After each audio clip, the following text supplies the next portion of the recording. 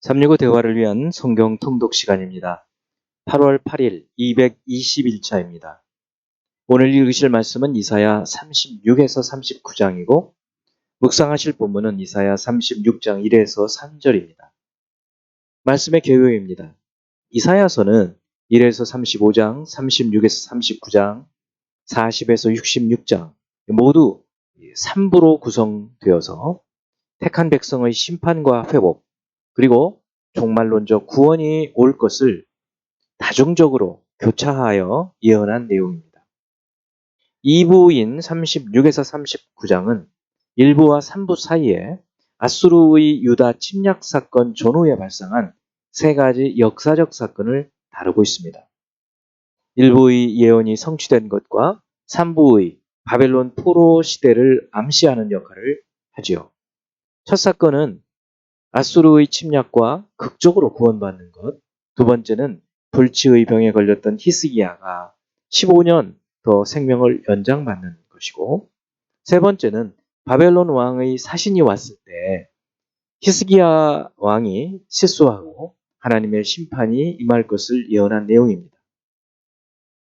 36장 1에서 10절은 아수르의 산헤립이 유다를 침략하고 그 장수 랍사게가 예루살렘을 포위해서 항복을 회유하는 내용이고, 11에서 22절은 랍사게가 유다 백성들에게 항복을 회유하고 여호와를 모독하는 내용입니다.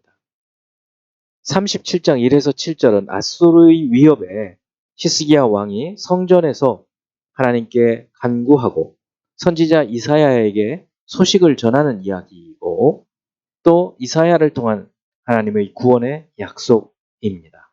8에서 13절은 아수르 왕의 두 번째 항복 요구이고, 14에서 20절은 히스기야 왕이 아수르 왕 사네립의 편지를 성전에 펼쳐놓고 기도하는 내용이고, 21에서 38절은 히스기야 왕의 기도가 응답되어 아수르가 돌아가게 될 것을 예언한 것, 그리고 그것의 성취입니다. 38장 1에서 8절은 히스기야의 죽음 예고와 눈물의 기도, 그리고 응답이고, 9에서 22절은 생명을 연장받은 히스기야의 감사 기도입니다. 39장 1에서 8절은 바벨론 왕의 사신의 방문, 그리고 히스기야의 착각과 징계에 대한 예언의 말씀이죠. 이제 예수 그리스도를 닮아가고자 하는 우리의 목표를 향한 여행을 위해서 질문하고 대답하는 시간을 갖습니다. 첫 번째, 36장 1절. 히스기야 왕 14년에 아수르 왕 사네립이 올라와서 유다의 모든 견고한 성을 쳐서 취하니라. 이 당시 남유다의 상황, 그리고 국제 정세는 어떠했나요? 히스기야 왕 14년은 주전 701년으로 생각됩니다. 당시 제국 아수르는 주전 705년에 왕이 된 산헤립이 통치를 하는데, 그는 그의 선대왕 사르곤 2세 사후 반란을 일으킨 주변 나라들을 점령하는 데 여념이 없었습니다. 특히 애굽의 25대 왕조인 구스 왕조, 그리고 유다 히스기야가 반아수르 동맹을 하자 유다를 침략해서 유다 46성읍을 정복하고 20만 명 이상을 포로로 잡아갔습니다. 바로 그런 때의 이야기예요. 두 번째, 36장 2절. 아수르 왕이 라기스에서부터 랍사게를 예루살렘으로 보내되 대군을 거느리고 히스기야 왕에게로 가게 하매 그가 윗못 수도 곁 세탁자의 밭 큰 길에 서매. 이 라기스는 어디에 있고 또 왜 윗못 수도 곁에서 회담을 했을까요? 라기스는 예루살렘 남서쪽 약 45km 정도에 있는 도시로 르호보암이 요새를 만들었던 군사 요충지였는데, 이 당시 이미 아수르에 의해서 점령이 되었었습니다. 이 도시는 애굽으로 가는 요충지로 그곳을 점령하게 되니 이제 애굽을 의지할 소망을 잃어버리게 되었죠. 윗못 수도는 히스기야 시대에 예루살렘 외곽 골짜기로 흐르는 물길을 지하 수도관으로 예루살렘 성 내로 이끌어들이는 공사를 해서 예루살렘이 포위가 되어도 버틸 수 있게 되었습니다. 아수르는 그 사실을 알고 그곳을 점령할 수 있음을 보이므로 위협하려고 그곳에서 만난 것으로 생각됩니다. 세 번째, 37장 9절. 그때의 아수르 왕이 구스 왕 디르하가의 일에 관하여 들은즉 사람들이 이르기를 그가 나와서 왕과 싸우려 한다 하는지라. 이 말을 듣고 사자들을 히스기야에게 보내며 이르되. 이때의 상황에 비추어서 아수르 왕의 행동을 어떻게 설명할 수 있을까요? 여기 구스 왕 디르하가가 나오는데, 구스는 주전 715년에서 663년까지 애굽 전체를 통치한 국가였습니다. 누비아 왕조였죠. 그래서 구스 왕 디르하가는 사실상 애굽 25대 왕조의 왕이었고, 애굽 군대가 오기 전에 이 아수르 왕은 사네립은 유다의 항복을 받아내려고 지금 히스기야에게 사자를 보낸 것입니다. 네 번째, 38장 6절.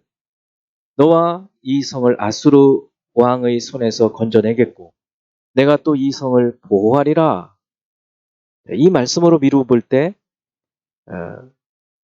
38장 1절에 그때는 언제로 생각됩니까? 여기서 그때는 아직 아수르 군대가 여호와의 사자에 의해서 죽음을 당하기 전 아수르 군대가 포위하고 있었을 때, 즉 주전 701년경으로 보여집니다. 바로 이때 하나님께서는 이사야 선지자를 통해서 히스기야 왕에게 하나님께서 유다를 건져내시겠다, 그리고 보호하시겠다라고 약속해 주시고 그 약속을 믿고 든든하게 설 것을 말씀해 주고 있는 내용입니다. 다섯 번째, 39장 1절. 그때의 발라단의 아들 바벨론 왕 무로닥 발라단이 히스기야가 병들었다가 나았다 함을 듣고 히스기야에게 글과 이해물을 보낸지라. 자, 이 39장 전체를 통해서 주시는 메시지는 무엇일까요? 바벨론이 이제 막 신흥 강국으로 부상하는 그런 시기였는데요. 유다에서 그 아수르 군대가 38만 5천 명이 순식간에 죽고 유다가 그리고 멸절되지 않고 또 히스기야 왕이 죽을 병에 걸렸다가 또 살아나고 하는 이런 일을 보면서 사신을 보냈죠. 그렇다면 히스기야 왕이 믿음이 있는 사람이라면 외국에 사신이 왔을 때 하나님을 증거해야 했을 것입니다. 하나님의 은혜로 우리가 아수르로부터 구원도 받았고 내가 병에서 나았노라, 이렇게 해야 될 터인데 그것을 마치 자신들의 공로인 것처럼 자랑을 하게 된 것이죠. 하나님께로부터 받은 복을 감사하고 그것을 의지하기보다, 하나님을 의지하기보다 마치 자신의 것을 자랑하고 사람을 의지하려고 하는 이런 불신앙, 이런 교만을 하나님께서 책망하시고 결국 그것을 심판하신다는 말씀인 것입니다. 자, 이제 한 구절의 말씀을 묵상하여 교훈으로 삼고 기도하는 시간을 갖습니다. 이사야 37장 31, 32절. 유다 족속 중에 피하여 남은 자는 다시 아래로 뿌리를 받고 위로 열매를 맺으리니 이는 남은 자가 예루살렘에서 나오며 피하는 자가 시온산에서 나올 것이니라. 만군의 여호와의 열심히 이를 이루시리라. 하나님의 백성들은 비록 그들이 죄를 범할지라도, 죄를 범할 때 징계를 하시더라도 그 징계 중에서도 남은 자를 남겨두시고 다시 그들이 하나님께로 돌아올 때 하나님께서 구원하실 것을 말씀하십니다. 우리가 늘 하나님을 의지하고 신실하게 하나님의 말씀을 따라 살아가야 할 것이지만 혹시 우리가 미혹되어서 죄를 범할 때 그때 깨닫고 다시 돌이켜야 할 것을, 그러면 그때 주님께서는 주님의 열심으로 우리를 구원하실 것을 말씀해 주시는 것입니다. 기도하겠습니다. 할렐루야. 하나님을 찬양합니다. 우리 주 예수 그리스도를 믿음으로 구원을 얻게 하심을 감사합니다. 그러나 순간순간 우리의 안목의 정욕, 육신의 정욕, 생의 자랑으로 인해서 시험에 떨어져서 우리가 죄악에 떨어질 때, 그때 주님의 징계를 저희들이 받을 때 깨닫고 돌이켜서 다시 주님의 구원 안으로 돌아올 수 있는 저희들이 되게 하심을 감사합니다. 이 믿음으로 사는 저희가 되게 하여 주시옵소서. 예수 그리스도 이름으로 기도합니다. 아멘.